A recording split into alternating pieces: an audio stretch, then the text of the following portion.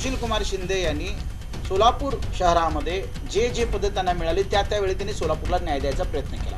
जयसिद्धेश्वर स्वामी असतील, शरद बनसोडे असतील, यांनी एखादा चपरासी कामाला लागेल अशी एखादी तरी संस्था, एखादा उद्योग, एखादी गोष्ट उभी केलेली आहे का? तुम्ही पाहिलं असेल भारतीय जनता पार्टीची पूर्णपणे मदार ही सरदारावर आहे आणि काँग्रेसची पूर्ण मदार ही मतदारावर आहे। पण या मतदारसंघात मोदीच्या नावाने जी गाढवं तुम्ही उभी करता, जे जे वादे विकासाचे, IT पार्कचे, उड्डाण पुलाचे, विमानाचे त्यांनी जनतेला दाखवले होते, ते करण्यात ते सपशेल अपयशी ठरलेले आहेत। देवेंद्र फडणवीस म्हणतात की मोदींकडे बघून मतदान करा। असा प्रकार झालाय की मुलगी बघायला गेला आणि की सासूकडे बघून मतदान करा। का बरं त्यांच्यासोबत जयसिद्धेश्वर स्वामी प्रचारात दिसत नाहीत? का बरं शरद बनसोडे त्यांच्यासोबत प्रचारात दिसत नाहीत? काय कारण आहे? कारण त्यांना माहित आहे की हे दोन लोक सपशेल अपयशी ठरलेले आहेत। या गोष्टीची 10 वर्षाची जी चीड त्यांच्या मनामध्ये आहे, ती चीड आज प्रणिती शिंदे यांना मतदान करून ते व्यक्त करणार आहेत की सोलापूरमध्ये येऊन त्यांच्या उमेदवाराकडे आमच्या उमेदवारावर टीका करायसाठी सुद्धा काय नाही। तुम्ही पाहिलं असेल राम सातपुतेचे कॅम्पेनिंग चालू झाल्यापासून ते फक्त सुशीलकुमार शिंदेबद्दल बोलत आहे। एकदाही प्रणिती शिंदेबद्दल त्यांनी बोललं नाही की प्रणिती शिंदेने काम केलं नाही। असं बोललं तर लोक त्यांना हाणतील। काय करणार आहे याच्यापेक्षा काय केलं याच्या संदर्भात पण बोला ना। मागच्या 10 वर्षात त्यांच्या खासदारासोबत काय बोलत? त्यांचे मुद्दे तेच आहेत। विमान उडवतो, अजून उडवलं नाही, पाणी देतो, पाणी दिलेलं नाही, उड्डाणपूल करतो, उड्डाणपूल केलं नाही, त्याच गोष्टी पुन्हा पुन्हा सांगणं आणि एकदा निवडून गेले की घरी जाऊन बसणं। जर सुशीलकुमार शिंदेंनी पहिली उजनीची पाईपलाईन आणली नसती तर आज सोलापूरकरांची अवस्था लातूरकरांपेक्षाही वाईट झाली असती। आणि स्वतः राम सातपुतेंची पाठी कोरी आहे। ते पहिल्यांदा आमदार म्हणून निवडून आलेत, ते सुद्धा धैर्यशील मोहिते पाटील कुटुंबाच्या जीवावर निवडून आलेले आहेत। अजिबात नाही 10 वर्षापूर्वी जी मोदींची क्रेज होती ती आज क्रेज राहिलेली नाहीये की 5 सत्ताधारी पक्षाचे आमदार असताना सुद्धा एक महिला आमदार 5 आमदारांच्या विरोधामध्ये इथं शड्डू ठोकतीये का? तर तिला शहराचा विकास करायचा आहे। लोकांना काम पाहिजे। राम आमच्या घरात आहे, राम आमच्या मंदिरात आहे, राम आमच्या मनात आहे। मोदीजींनी राम मंदिर केलं, आम्ही अभिनंदन करतो, आम्ही दर्शनालाही जाऊ तिथं। की सोलापूर शहरामध्ये इतके उमेदवार असताना भारतीय जनता पार्टीला बाहेरून उमेदवार आणायची काय गरज पडली? हा सोलापुरातल्या सामान्य लोकांचा प्रश्न आहे। जेव्हा चिमणी तोडली जात होती, ऊस तोड कामगारांच्या पोटावर जेव्हा पाय दिला जात होता, त्यावेळेस तो ऊस तोडाचा मुलगा काय करत होता? गरीबाचा मुलगा म्हणतात तर मतदारसंघामध्ये प्रगती झाली नाही, पण त्यांच्या उत्पन्नात एवढी 400 पट प्रगती कुठून झाली? 400 पार नाही, 150 200 भी पार नाही होंगे, आपकी बार थडी पार आहे। 400 पार वगैरे काय पण नाही आहे। त्यामुळे मी म्हणतो की 3 लाखाचा लीड सोडून द्या, तुम्हाला मतदारसंघामध्ये 3 लाख मतं जरी पडली तरी सुद्धा तुम्ही धन्य।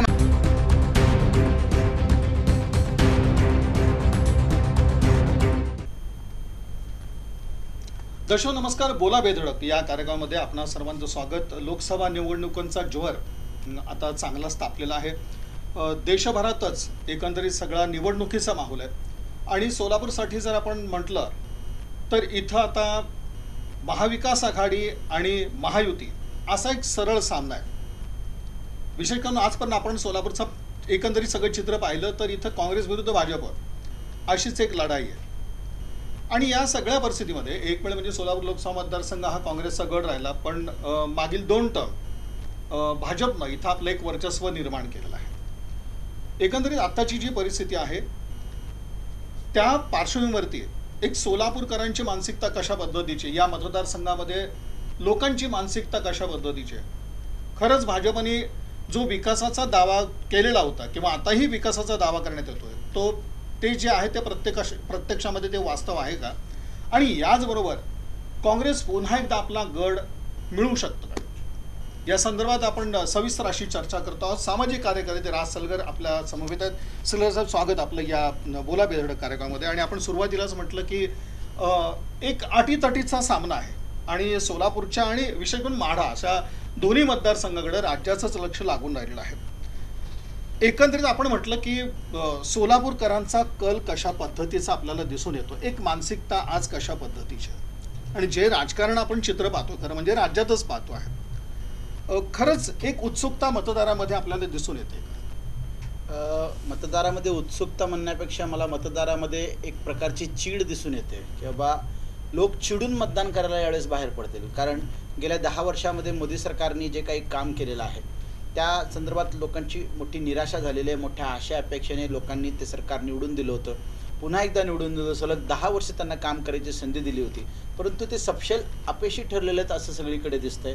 त्याच्यामुळंच जर त्यांनी काम केलं असतं, त्यांचं काम चांगलं असलं असतं, ते समाधानी असले असते, त्यांचे सर्व समाधानी असले असते, तर त्यांना अजितदादासारख्याने घ्यावं लागलं नसतं, एकनाथ शिंदेसारख्याने घ्यावं लागलं नसतं, ज्यांच्यावर तुम्ही भ्रष्टाचाराचे आरोप करताय अशा अशोक चव्हाणांना सुद्धा तुम्ही घ्यावं लागलं नसतं. एकंदरीत पक्षाच्या भारतीय जनता पार्टीच्या सुद्धा लक्षात आलेलं आहे की बाबा लोक आता वैतागलेले आहेत आपल्या कारभाराला आणि येणाऱ्या काळामध्ये आपल्याला सत्ता टिकवायची असेल तर साम दाम दंड भेद भ्रष्टाचाराला सोबत घेऊन करप्शन करणाऱ्या करप्टेड लोकांना सोबत घेऊन सुद्धा काहीही करून हा देश हातात मिळवायचा यासाठी वाटेल ते करायची तयारी डोळ्यासमोर ठेवून ते काम करतात असं मला वाटतं. आणि लोकांमध्ये प्रचंड त्या संदर्भाची चीड आहे, लोक चिडलेले आहेत. लोकांनी भ्रष्टाचाराच्या विरोधात हे सरकार निवडून दिलं होतं, पण भ्रष्टाचारांना सोबत घेऊन हे सरकार काम करतंय म्हटल्यानंतर लोकांच्या मनामध्ये चीड निर्माण झालेली आहे. चीड मतदानाच्या माध्यमातून लोकांना दाखवायची आहे, त्यामुळे लोक मतदानासाठी उत्सुक आहे. अपयश असा एक शब्द वापरला, हे अपयश म्हणजे नेमकं काय म्हणायचं? तुम्ही पाहिलं असेल मी अपयश यामध्ये दिल्लीतली गोष्ट करत नाही, पण मी गल्लीतली गोष्ट करतो. नाही, नक्कीच आपण सोलापूर तुम्ही सोलापुरात तुम्हाला सांगतोय की ते लोक नेहमी म्हणतात की सुशील कुमार शिंदे यांनी काय आणलं. सुशील कुमार शिंदे यांनी सोलापूर शहरामध्ये जे जे पद त्यांना मिळाली त्यावेळी त्यांनी सोलापूरला न्याय द्यायचा प्रयत्न केला.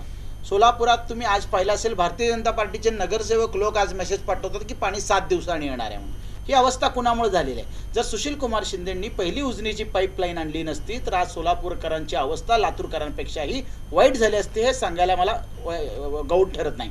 दुसरी गोष्ट सांगतो की जेव्हा जेव्हा जे जे पद मिळालं त्याच्या माध्यमातून त्यांनी काही ना काही सोलापूरला द्यायचा प्रयत्न केला. ऊर्जा मंत्री झाले त्यांनी NTPC दिले, गृहमंत्री झाले त्यांनी BSFचं ट्रेनिंग सेंटर आणलं, विमानतळासाठी जागा मंजूर करून घेतली. मुख्यमंत्री असताना महाराष्ट्रामध्ये एका जिल्ह्यासाठी एक स्वतंत्र विद्यापीठाची त्यांनी स्थापना केली. मग मला काय म्हणायचं की ज्या पदावर त्यांना जी संधी मिळाली त्या माध्यमातून त्यांनी काही ना काही सोलापूरकरांना द्यायचा प्रयत्न केलेला आहे. परंतु मागच्या 2 वर्षामध्ये या लोकांनी पब्लिसिटी केली की साऱ्या भारताने नाकारलेला NTPC सारखा प्रोजेक्ट तिथं आणला. NTPC आल्यामुळे 7 सिमेंटचे कारखाने तिथं लागलेले आहेत. हे प्रचार करतात की तिथं बाहेरचे लोक कामाला आहेत, पण सिमेंट फॅक्टरीमध्ये बघितलं तर लोकल लोक कामाला आहेत. NTPCमध्ये जो जमिनीचा मोबदला होता 5-25 हजार रुपये जमिनीचा मोबदला होता, तो 4-4-5-5 लाख रुपये तिथं मोबदला मिळाला आहे, शेतकऱ्यांना तिथं मिळाले. आणि आज उजनीतून स्पेशली त्याला 2 TMC पाणी येतं, त्या पाण्याच्या साठ्यामुळं तिथली जमीन सुपीक झालेली आहे, तिथल्या शेतकऱ्यांचं उत्पन्न वाढलेलं आहे. या सगळ्या गोष्टी आपण लक्ष देणं गरजेचं आहे असं मला वाटतं. दुसरी गोष्ट मला सांगावीशी वाटते की बंद पडलेला प्रोजेक्ट हा म्हणतात. मागील 10 वर्षामध्ये भारतीय जनता पार्टीचे 2 खासदार होते, एक होते शरद बनसोडे, दुसरे होते जयसिद्धेश्वर स्वामी. 5 वर्षाच्या कारकिर्दीमध्ये जयसिद्धेश्वर स्वामी असतील, शरद बनसोडे असतील, यांनी एखादा चपरासी कामाला लागेल अशी एखादी तरी संस्था, एखादा उद्योग, एखादी गोष्ट उभी केलेली आहे का? तर मला म्हणायचं आहे की सपशेल या संदर्भात जे वादे विकासाचे, IT पार्कचे, उड्डाणपुलाचे, विमानाचे त्यांनी जनतेला दाखवले होते ते करण्यात ते सपशेल अपयशी ठरलेले आहेत. रोज पाणी पुरवठा करतो म्हणून सरकार सत्तेत आलेले ते भारतीय जनता पार्टीची महापालिका, राज्य, केंद्र सरकार या 3 ठिकाणी एक हुकमी सत्ता असताना सुद्धा सोलापूरकरांना आज 7 दिवसांनी पाणी प्यायला मिळतं, हे त्यांचं अपयश आहे असं मला सांगावंसं वाटतं. सामाजिक कार्यकर्ते राज सलगर ही सगळी बाजू म्हणतात, आपली एकंदरीत सगळी भूमिका म्हणतात, पण मुलाखती सुरुवातीलाच एक मुद्दा थोडासा मांडावा वाटतं. किरकोळ एक त्यांचा अपघात राज सलगर यांचा झाला आणि त्यामुळे त्यांना मार लागला आणि अशाही एका परिस्थितीमध्ये राज सलगर आज आपली भूमिका मांडण्यासाठी BR न्यूजच्या या स्टुडिओमध्ये आहेत. खरं त्यांच्या एका कार्याला सॅल्यूट असं सुरुवातीला मला म्हणावं लागतं. याचबरोबर जो अपयश असा शब्द त्यांनी वापरला त्यामध्ये त्यांनी सपशेल असं सांगितलं की भाजपनं जे म्हणून जी आश्वासनं दिलेली होती तर ती प्रत्यक्षामध्ये काहीच उतरले नाही, त्याचं हे अपयश असं म्हटलं जातं. पण सर जे मुद्दे तुम्ही आता मांडले ते मागच्या निवडणुकीच्या टर्ममध्ये सुद्धा होते आणि असं असताना सुद्धा मतदारांनी ते मनावर घेतले नाहीत. कशाचा परिणाम होता हा?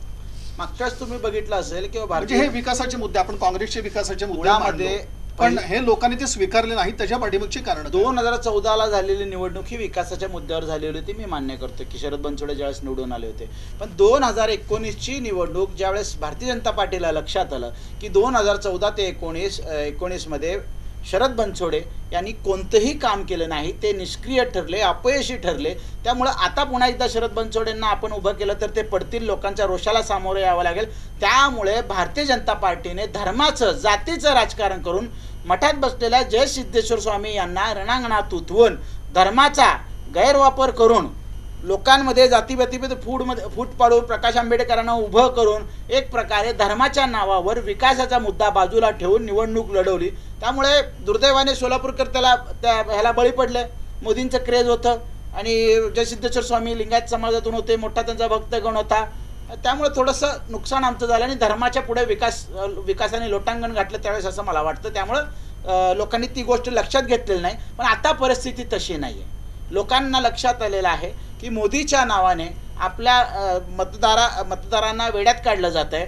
मोदीला मत द्या म्हणतात. मोदी निवडून येतील, त्यांच्या मतदारसंघात येतील ना, पण या मतदारसंघात मोदीच्या नावाने जी गाढवं तुम्ही उभी करताय, सोलापूरकरावर जी उमेदवार थोपवत आहे, अशी मला दुर्दैव असं बोलावंसं वाटतं की बाबा तुम्ही मध्यंतरी पाहिलं असेल टी व्हीवर सर्वेमध्ये की नापास खासदार म्हणून जयसिद्धेश्वरांचा उल्लेख होतो.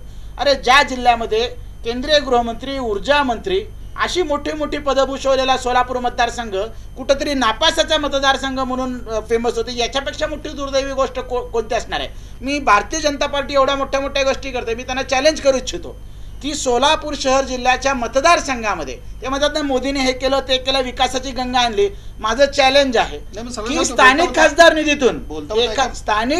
निधीतून एखादा काम केलेला सोलापूर शहर जिल्ह्यात फक्त एखादा बोर्ड दाखवा की बाबा खासदार निधीतून हे काम झाले, एखादा बोर्ड दाखवावा, मी स्वतः भाजपला मतदान करेल. सर बोलता होता महत्वाचा मुद्दा तुम्ही मांडला की मोदी म्हणून मतदान झालं आणि ही सुद्धा निवडणूक म्हणजे आता उपमुख्यमंत्री देवेंद्र फडणवीस यांनी सुद्धा स्पष्ट सांगितलेलं आहे की उमेदवार कोणीही असो पण आपण नरेंद्र मोदी म्हणून एक मतदान करायचं आहे.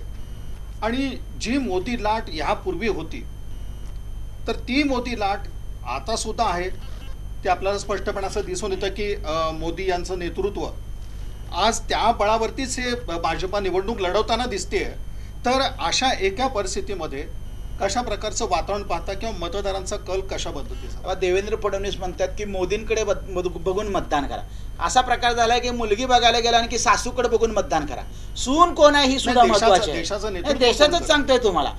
मोदींकडे बघून मतदान करण्यापेक्षा आपला जो लोकप्रतिनिधी उभारलेला आहे तो किती शिकलेला आहे, त्याची कारकीर्द काय आहे, त्यांनी याच्या आधी काय काम केलेलं आहे, विकासाबद्दल त्याचं विजन काय आहे, शहरासाठी तो काय डोक्यात घेऊन आलाय, या शहराच्या विकासाबद्दल त्याच्याकडे विजन काय आहे, या सगळ्या गोष्टीकडे बघून मतदान केलं पाहिजे असं मला वाटतं. आणि मोदी लाट तुम्ही जे म्हणताय, जर मोदी लाट खरंच या देशामध्ये असली असती तर आज 2 राज्याच्या मुख्यमंत्र्याला ईडीच्या जोरावर डांबून ठेवायची गरज पडली नसती. तुम्ही पाहिलं असेल झारखंडच्या मुख्यमंत्र्यांना डांबून ठेवलंय, दिल्लीच्या अरविंद केजरीवालला डांबून ठेवलेलं आहे. एक प्रकारे ईडी, सीबीआय व जे सरकारी जाही यंत्रणा आहे त्याचा गैरवापर करून साम दाम दंडभेद वापरून लोकशाहीचा गळा घोटून या देशामध्ये मोदींचं एक वातावरण आहे असं भासवायचा एक प्रयत्न आहे. मध्यंतरी तुम्ही एक मुलाखत पाहिली असेल, रेवंत रेड्डी यांनी मुलाखत दिली की 400 पार म्हणतात की जितक्या राज्यामध्ये या लोकांची सत्ता आहे त्या सगळ्या राज्यातले एक नाही 100% खासदार त्यांचे जरी म्हणले तरी सुद्धा 250च्या वर जात नाही. मग 400 खासदार ते काय पाकिस्तानातून आणणार आहेत? एक प्रकारे सोलापूर राज्य आणि देशातल्या लोकांवर बिंबवायचा प्रयत्न करतात की मोदी पुन्हा एकदा सत्तेत येणार आहेत. मी 100% सांगतो 200 पार सुद्धा ते होणार नाहीत. तिथपर्यंत सुद्धा त्यांची अडचण आहे. त्याच्यामुळे त्यांना या सरकारी यंत्रणाचा गैरवापर करावा लागतोय, लोकशाहीचा गळा दाबावा लागतोय. सरळ आपल्या देशाच्या फायनान्स मिनिस्टर निर्मला सीतारामनचे मिस्टर स्वतः म्हणतात की जगातला सगळ्यात मोठा घोटाळा हा मोदींनी केलेला इलेक्ट्रॉनिक बॉन्डच्या माध्यमातून. एवढे मोठे घोटाळे करून सुद्धा आज निर्मला सीतारामनचे मिस्टर म्हणतात आम्ही काँग्रेसची लोक म्हणत नाही, ते काय काँग्रेसचे नाहीत. घरातली गोष्ट आहे तर बायकोने नवऱ्याला सांगितलं असणार की बाबा मोदीने घोटाळा केलाय, हे केलंय, ते केलं. अजून कुणाचे पुरावे पाहिजेत तुम्हाला? सर याचबरोबर आपण थोडं स्थानिक मुद्द्यावरती येऊयात. महत्त्वाचं म्हणजे 2दा झालेला काँग्रेसचा एकंदरीत सगळा पराभव आणि आता हा पुन्हा गड आपल्याकडे खेचायचा आहे. ही किमया जी आहे ती कशाच्या जोरावरती साध्य करता येणार आहे काँग्रेसला? मी म्हणजे महाविकास आघाडी दृष्टिकोनातून बोलतो की खरंच हे सगळे महाविकास आघाडी म्हणून पक्ष एकत्रित आहेत का आणि कोणत्या बळावरती आज महाविकास आघाडी दावा करते सोलापुरात? तुम्ही पाहिलं असेल भारतीय जनता पार्टीची पूर्णपणे मदार ही सरदारावर आहे आणि काँग्रेसची पूर्ण मदार ही मतदारावर आहे. सोलापूर शहरातला मतदार, जिल्ह्यातला मतदार सुजाण झालेला आहे. त्यांच्या लक्षात आलेलं आहे की मोदीच्या नावाखाली आपली फसवणूक होते. आपल्याला जे उमेदवार दिले जातात ते निवडून आल्यानंतर बाहेरच पडत नाहीत, कुणाला दिसत नाहीत, जनतेशी संपर्कात नसतात. या गोष्टीची 10 वर्षाची जी चीड त्यांच्या मनामध्ये आहे ती चीड आज प्रणिती शिंदे यांना मतदान करून ते व्यक्त करणार आहेत. आणि तुम्ही म्हणताय महाविकास आघाडी, 100% आज उद्धव ठाकरे असतील, पवार साहेब असतील, आमचे नाना पटोले असतील, काँग्रेस पक्ष असेल, सगळेजण मिळून एकजुटीने एक दिलाने काम करतायत. म्हणूनच आज भारतीय जनता पार्टीच्या पायाखालची वाळू सरकलेली आहे. तुम्ही पाहिलं असेल की सोलापूरमध्ये येऊन त्यांच्या उमेदवाराकडे आमच्या उमेदवारावर टीका करायसाठी सुद्धा काय नाही. तुम्ही पाहिलं असेल राम सातपुतेचं कॅम्पेनिंग चालू झाल्यापासून ते फक्त सुशील कुमार शिंदेबद्दल बोलत आहे. एकदाही प्रणिती शिंदेबद्दल त्यांनी बोललं नाही की प्रणिती शिंदेने काम केलं नाही. असं बोललं तर लोक त्यांना हाणतील. त्यांनाही माहित आहे की सुशील कुमार शिंदे यांचे कन्या प्रणिती शिंदे यांनी खूप काम केलेलं आहे. त्यांनी आव्हान दिलं की विकासाच्या मुद्द्यावरती आपण जाहीरपणे बोलूयात, असं त्यांनी आव्हान दिलं. विकासाच्या मुद्द्यावर आव्हान देणारी लोक विकासाबद्दल त्यांनी 10 वर्षात काय केलं याच्या संदर्भात त्यांनी बोललं पाहिजे. काय करणार आहे याच्यापेक्षा काय केलं याच्या संदर्भात पण बोला ना. मागच्या 10 वर्षात त्यांच्या खासदारासोबत का बोलत नाहीत? का बरं त्यांच्यासोबत जय सिद्धेश्वर स्वामी प्रचारात दिसत नाहीत? का बरं शरद बनसोडे त्यांच्यासोबत प्रचारात दिसत नाहीत? काय कारण आहे? कारण त्यांना माहित आहे की हे 2 लोक सपशेल अपयशी ठरलेले आहेत. यांना सोबत घेऊन फिरलं तर पुन्हा एकदा जनतेच्या रोषाला सामोरे जावं लागेल. आणि स्वतः राम सातपुतेंची पाठी कोरी आहे. ते पहिल्यांदा आमदार म्हणून निवडून आलेत. ते सुद्धा धैर्यशील मोहिते पाटील कुटुंबाच्या जीवावर निवडून आलेले आहेत. त्यामुळे साधा ग्रामपंचायत सदस्य नसलेला राम सातपुते आज इथे येऊन 3 वेळा जनतेच्या विश्वासावर, स्वतःच्या कामावर, कर्तृत्वावर आमदार झालेल्या प्रणिती शिंदे यांच्यावर स्वतः त्यांनी खुल्या विकासाची चर्चा करावी. ते चर्चा करताना सुद्धा विकासाची चर्चा विजनची करतात. तेच आव्हान देत आहेत. ते आव्हान देतात, पण त्यांनी मागचं पण सांगितलं पाहिजे ना की मागच्या 10 वर्षात त्यांनी काय केलं. त्यांनी उड्डाणपूल बांधतो म्हणलं होते, उड्डाणपूल नाही बांधलं. रोज पाणी पुरवठा देतो म्हणलं, पाणी पुरवठा दिला नाही. त्यांनी मंगळवेढ्याला बसवेश्वराचं स्मारक करतो म्हणलं तर ते केलं नाही. अशी कोणती आश्वासने त्यांनी सोलापूरकरांची पूर्ण केलेत? त्यांना दाखवायला तोंड नाही आहे म्हणून ते सांगत फिरतात की मोदींनी हे केलं, मोदींनी ते केलं. तुमच्या मागच्या 2 खासदारांनी काय केलं? तुम्ही काय केलं? तुमच्या लोकांनी काय केलं? महापालिकेत तुमची सत्ता होती, तुम्ही काय केलं?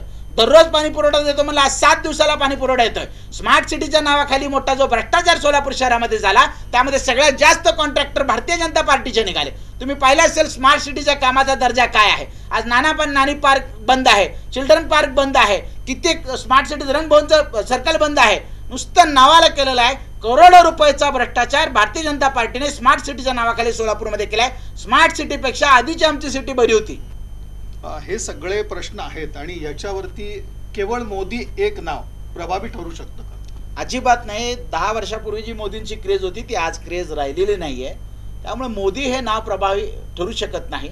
आमच्या हाताला काम पाहिजे, इथं रोजगार पाहिजे, इथं उद्योगधंदे पाहिजेत. इथला जो स्थलांतरित होणारा तरुण आहे त्याच्या हाताला इथंच काम मिळालं पाहिजे, त्याला उच्च शिक्षण इथं मिळालं पाहिजे. हे सगळं विजन घेऊन मागच्या 3 वर्षाचा कारण की 3 वर्ष सलग विजेत्याचा अनुभव घेऊन आमच्या नेत्या प्रणितीताई शिंदे या पुढे विजन घेऊन खासदारकीला उभारल्या तर ते निवडून येतील. येणाऱ्या काळात या सगळ्या प्रश्नांची पूर्तता करतील याबद्दल आम्हाला शंका नाही. सर साहेब, हे शहरी एक आपण वातावरण म्हणू की शहरी जे मुद्दे मांडतो आपण ते शहरी सगळे हे मुद्दे झाले. ग्रामीण भागातून प्रश्न येतो, काँग्रेसच्या संघटनाचा पण प्रश्न येतो, काँग्रेसला जो राजकीय अन्य पक्षांचा पाठिंबा महाविकास आघाडी म्हणून तो देखील एक महत्त्वाचा आहे. ग्रामीण भागातली मदार महाविकास आघाडीची कशा पद्धतीची असणार? तुम्ही आणि ग्रामीण भागातलं चित्र पाहिलं तर तिथून जो नेहमीच एक काँग्रेसला मिळणारा पाठिंबा आपण म्हणतो तर तो कशा पद्धतीचा आहे? तुम्ही पाहिलं असेल की ग्रामीण भागामध्ये कित्येक गावामध्ये राम सातपुते किंवा भारतीय जनता पार्टीचा प्रचार करणाऱ्या लोकांना येऊ दिलं जात नाही, गाड्या अडवल्या जातात. इतका जनतेमध्ये रोज दिसून येतोय. शेतकऱ्यांची अवस्था आज वाईट आहे. पीक मालाला भाव नाही आहे, निर्यात बंदी केलेली आहे. या सगळ्या गोष्टीमुळे सामान्य शेतकरी एकदम दुखावलेला आहे. तुम्ही ग्रामीण भागामध्ये विचारलं की वर्षाला तुम्हाला 6,000 रुपये पंतप्रधान देतात म्हणून ते अफवा करतायत. पण खताला 18% GST त्यांनी लावलेलं आहे. ₹1,00,000 खत घेतला तर 18,000 GST घेतात. शेतकरी म्हणतात की आमचेच 12,000 लुटाले, आमचेच पैसे घेऊन आम्हाला पाठवतात. एक प्रकारे बघायला गेलं तर ग्रामीण भागातल्या लोकांची घोर निराशा झालेली आहे. आणि तुम्ही पाहिलं असेल की प्रणितीताई शिंदे यांनी आत्तापर्यंत मतदारसंघातल्या प्रत्येक गावामध्ये आता ही त्यांची 2री वेळ आहे भेट द्यायची. त्यामुळे ग्रामीण भागातून त्यांना जो मतदारांचा प्रतिसाद आहे तो अतिशय उत्तम आहे. आणि त्यांच्या जोरावर आम्ही निवडणूक लढवतोय आणि 100% ते आपल्या मताचं दान आहे ते प्रणितीताई शिंदे यांच्या पार्टीतून त्यांना 100% दिल्लीला पाठवणार.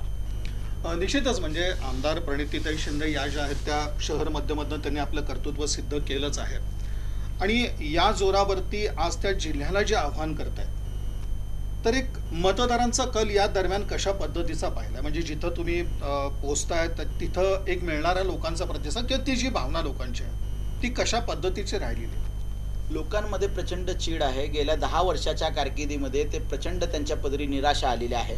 कित्येक गावामध्ये खासदार कोण आहे हे सुद्धा माहीत नाही. किती लोकांना विचारलं तर ते जय सिद्धेश्वर स्वामी समर्थ महाराज म्हणतात. तुम्ही पाहिलं असेल कित्येक मुलाखती होत आहेत, खासदार शोधा, हुडका, 10,000 मिळवा, असे कित्येक बक्षिसं गावामध्ये. परवा पंढरपूरमध्ये माझे खासदार गेले होते, त्यांना सत्कार केला गेला किंवा पहिल्यांदा तुम्ही दिसलायत म्हणून. एक प्रकारे ग्रामीण भागामध्ये मोठ्या प्रमाणात रोष आहे. आम्ही मतदारांना जेव्हा भेटतो तेव्हा लक्षात येतं की भारतीय जनता पार्टी फक्त घोषणा करते, विकासाची कोणतीही कामे त्यांनी केलेली नाहीत.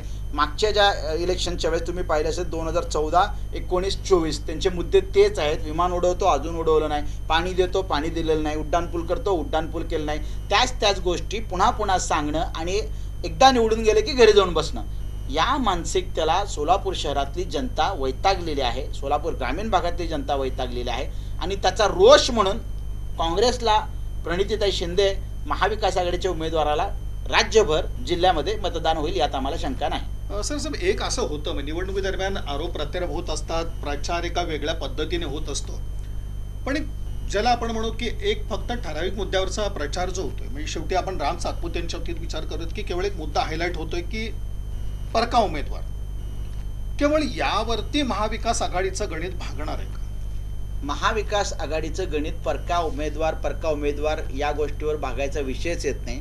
परका उमेदवार आम्ही म्हणतो, पण ही लोकांची जनभावना आहे. आमचा तो काय जाहीरनामा नाही. आमचा जाहीरनामा इथल्या लोकांच्या हाताला काम मिळालं पाहिजे, सोलापूरकरांना स्वच्छ पाणी मिळालं पाहिजे, इथला रोजगार मिळाला पाहिजे, हा आमचा विजन आहे, हे आमचं काम आहे. आम्ही विजन घेऊन काम करतो. सोलापूर शहरातल्या लोकांच्या, स्थानिक लोकांची ही भावना आहे की सोलापूर शहरामध्ये इतके उमेदवार असताना भारतीय जनता पार्टीला बाहेरून उमेदवार आणायची काय गरज पडली, हा सोलापुरातल्या सामान्य लोकांचा प्रश्न आहे. आमचा प्रश्न नाही. लोकांनी विचारलेला प्रश्न आम्ही तुम्हाला विचारतो की बाबा का म्हणून परका द्यावा लागला? बरं, आधीच्या खासदारांचं तिकीट का कट केलं गेलं? का ते निष्क्रिय आहेत म्हणून पुन्हा एकदा उभारले असते, पडले असते, म्हणजे ते सबशेल फेल ठरलेले आहेत. त्याच्यामुळे इथं गटबाजीमुळे त्यांना इथला उमेदवार देता आला नाही आणि राम सातपुतेसारखा परका बीडमधला उमेदवार त्यांना इथं आणून उभा करावा लागला. ही शोकांतिक आहे. याचबरोबर आणखीन एक मुद्दा आपल्याला समोर येतो की जे आता ते सातत्याने सांगतायत की ऊसतोड कामगारांचा मी मुलगा आहे आणि इथं माझ्या आई वडिलांनी रक्त सांडलेलं आहे, हे जे सांगणं आहे हे एक आव्हानात्मक, ज्याला आपण म्हणू की सहानुभूती मिळवण्यासाठीचं जे आव्हान केलं जात आहे, याला मतदारांचा काही प्रतिसाद मिळेल? 100% राम सातपुते यांच्या लबाडीला, भूलथापांना सोलापूर शहरातल्या मतदारांनी ओळखलेलं आहे.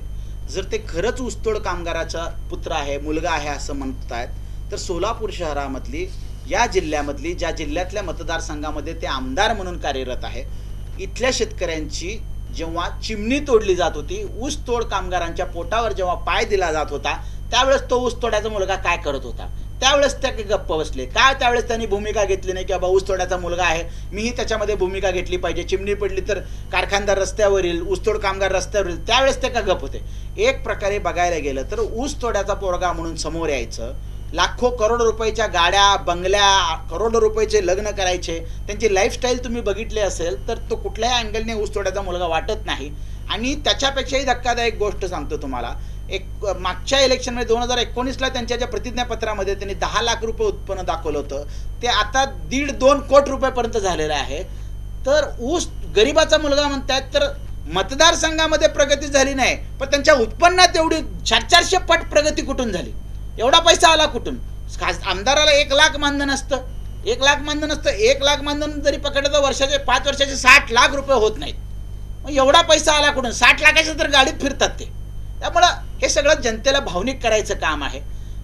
जनतेला भावनिक करायचं, धर्माच्या नावावर अडवून ठेवायचं, अशा प्रकारे ते काम करतायत. त्याच्या पलीकडे त्यांच्याकडे काहीही विजन नाही आहे. सर एक आता महत्त्वाचा त्यातनं एक मुद्दा येतो की जवळपास म्हणजे 1.25-2 लाखाचा फरक होता. म्हणजे भाजपने जी आघाडी मागच्या वेळेला जी घेतलेली होती, मताधिक्याचे होतं, आज ते भरून काढून पुन्हा साधारणपणे तेवढा लीड मिळवणं महाविकास आघाडीसाठी हे आव्हानात्मक नाहीये का?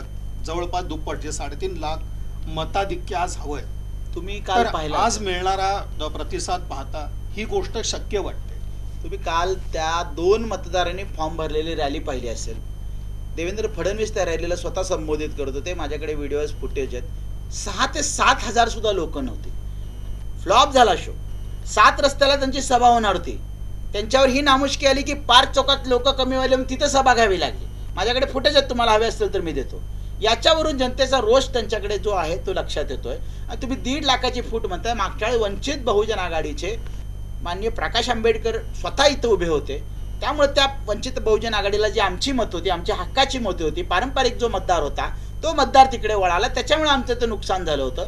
आता वंचितचे उमेदवार जरी असले तर ते स्वतः श्रद्धेय प्रकाश आंबेडकरचे नसल्यामुळे एवढा मोठा मताचा फरक पडणार नाही. त्याच्यामुळे जी तुम्ही तूट म्हणताय ती तूट आम्ही 100% भरून काढू. जो लिंगायत समाजाचा पारंपरिक काँग्रेस पक्षाचा मतदारसंघ होता, तो जय सिद्धेश्वर स्वामी यांना मानणार होता, त्यांचा भक्तजन होता. लिंगायत समाजाचा मागच्या वेळेस कॅन्डिडेट होता. अक्कलकोटमधून लीड मिळाला होता. तो अक्कलकोटचे ते स्थानिक उमेदवार होते. त्याच्यामुळे भरभरून लोकांनी मतं दिली होती. एक शहर मध्य वगळता सर्व मतदारसंघ हे महाविकास आघाडीच्या विरोधातल्या आमदारांचे मतदारसंघ आहेत. हेच चॅलेंज. अशा एका परिस्थितीमध्ये राम सातपुते जे प्रणिती शिंदेना म्हणतात ना, अशा एका मी चॅलेंज दिलंय तुम्हाला.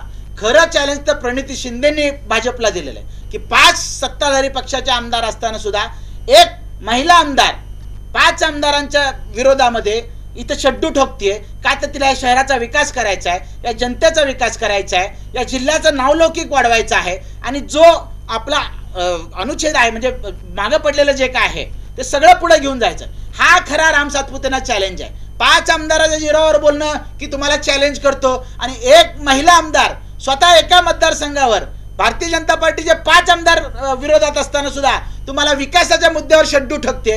हे चॅलेंज आहे तुम्हाला, जे तिनं आधीच स्वीकारलंय. याचबरोबर एक असं आहे की 4 जूनचं जे चित्र असेल तर ते कशा पद्धतीचं असेल आणि कशाच्या जोरावर असेल. 4 जूनचा जो निकाल असेल तो कशा पद्धतीचा असेल आणि कशाच्या जोरावर असेल. तो 100% शेवटचा हा सगळा प्रश्न. सोलापूर शहरामधून महापालिकेचा जो काही कारभार 5 वर्षामध्ये भारतीय जनता पार्टी केलेला आहे त्याच्यावर जनता सोलापूर शहरातली नाराज आहे. पाणी पुरवठा नीट नाही आहे. स्टँडिंग कमिटी सुद्धा त्यांना 4-4 वर्ष गटबाजीमुळे देता आलेली नाही आहे. त्यामुळे विकास कामं खुटली. समांतर जलवाहिनी जी निविदा होती त्याला 2-2 वर्ष मलिद्यासाठी टक्केवारीचं त्यांनी थांबवून ठेवलं. सोलापूरकरांच्या घशाला कोरड आणले. कोविडच्या काळामध्ये तुम्ही पाहिलं असेल की भाजपकडे आज मुद्द्यांची कमी नाहीये. राम मंदिराचा ताजा मुद्दा आहे, सीएचा मुद्दा आहे, यासारखे जे मुद्दे आहेत. राम मंदिर हे मुद्दे मतदारांवरती प्रभाव टाकू शकणार नाहीयेत का? लोकांना काम पाहिजे. राम आमच्या घरात आहे, राम आमच्या मंदिरात आहे, राम आमच्या मनात आहे. मोदीजींनी राम मंदिर केलं, आम्ही अभिनंदन करतो, आम्ही दर्शनालाही जाऊ तिथं.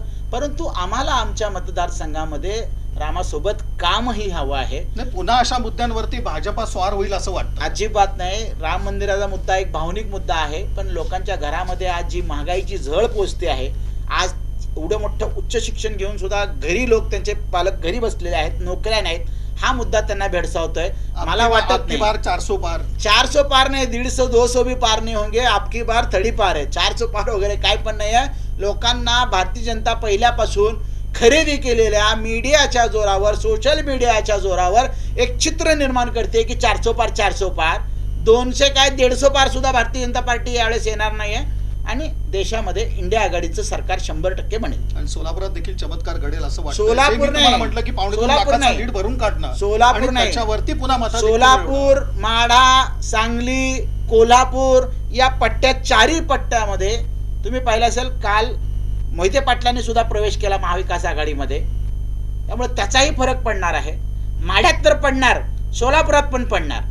एक नाही 4-4 मतदारसंघामध्ये मी सांगतोय की महाविकास आघाडीचे उमेदवार निवडून येणार आहेत. सोलापूरमध्ये ते त्यांचे उमेदवार म्हणतात की बाबा 3 लाखाच्या लीडने येणार. मी चॅलेंज करतो की त्यांना 3 लाख मतं तरी पडली पाहिजेत. 3 लाखाचं लीड सोडून द्या. कदाचित राम सातपुतेंना आकडेवारीमधलं काही कळत नाहीये. ते म्हणतात की बाबा मोहोळसारख्या तालुक्यामध्ये 40,000 कोटीचा निधी आणला म्हणतात. ते त्यांना आकडेवारी कळत नाहीये काय. त्यामुळे मी म्हणतो की 3 लाखाचं लीड सोडून द्या. तुम्हाला मतदारसंघामध्ये 3 लाख मतं जरी पडली तरी सुद्धा तुम्ही धन्य मानले. एकंदरीत राज सलगर सामाजिक कार्यकर्ते यांच्याशी साधलेला हा सगळा संवाद महत्त्वाचा म्हणजे भाजपानं सातत्यानं एक पाहिलं तर एक मोदींचा करिश्मा या एका मुद्द्यावरती गेली 2 टर्म भाजपाचे उमेदवार इथून निवडून आले. आणि जेव्हा हे उमेदवार निवडून आले तेव्हा जी आश्वासनं भाजपने इथल्या नागरिकांना दिलेली होती ती कुठंच पाळली गेली नाहीत आणि याच्याविषयीचा एकंदरीत चीड, संताप आणि रोष हा इथल्या मतदारांमध्ये आहे. सोलापूर शहरच नाही तर आजूबाजूचा सगळा जो ग्रामीण भाग आहे तिथं सुद्धा नेमकी हीच परिस्थिती आहे आणि याचंच प्रतिबिंब जे आहे ते मतदानाच्या माध्यमातून उमटेल असा दावा राज सलगर यांनी केला. आणि भाजपकडे जे आज मुद्दे आहेत, राम मंदिरासारखे किंवा अन्य सीए सगळे जे मुद्दे आहेत, तर त्याचा कोणताही प्रभाव मतदारांवर पडणार नाही. मतदारांच्या हाताला, नागरिकांच्या हाताला, सामान्य माणसाच्या हाताला काम हवंय, रोजगार हवाय, शिक्षण हवंय, उत्तम आरोग्य हवंय आणि या धर्तीवरती या सगळ्या मुद्द्यांकडं भाजपचं दुर्लक्ष झालं. केवळ भावनिक मुद्दे भाजपनं आजवर वापरले आणि लोकांना आता मात्र ही सगळी चूक कळून आलेली आहे आणि ही चूक यंदा होणार नाही आणि अबकी बार 400 पार नाही तर अगदी 200 पार करणं सुद्धा भाजपला अवघड जाईल असं सामाजिक कार्यकर्ते राज सलगर यांचं म्हणणं आहे. खरं तर म्हणजे एक छोट्याशा अपघातातनं त्यांना दुखापत झाली अशाही एका स्थितीमध्ये राज सलगर इथं आले आणि नेहमीसारखीच त्यांनी एक प्रभावीपणे आपली बाजू मांडण्याचा प्रयत्न केला. सलगर साहेब, आपण सविस्तर असा संवाद साधला. धन्यवाद.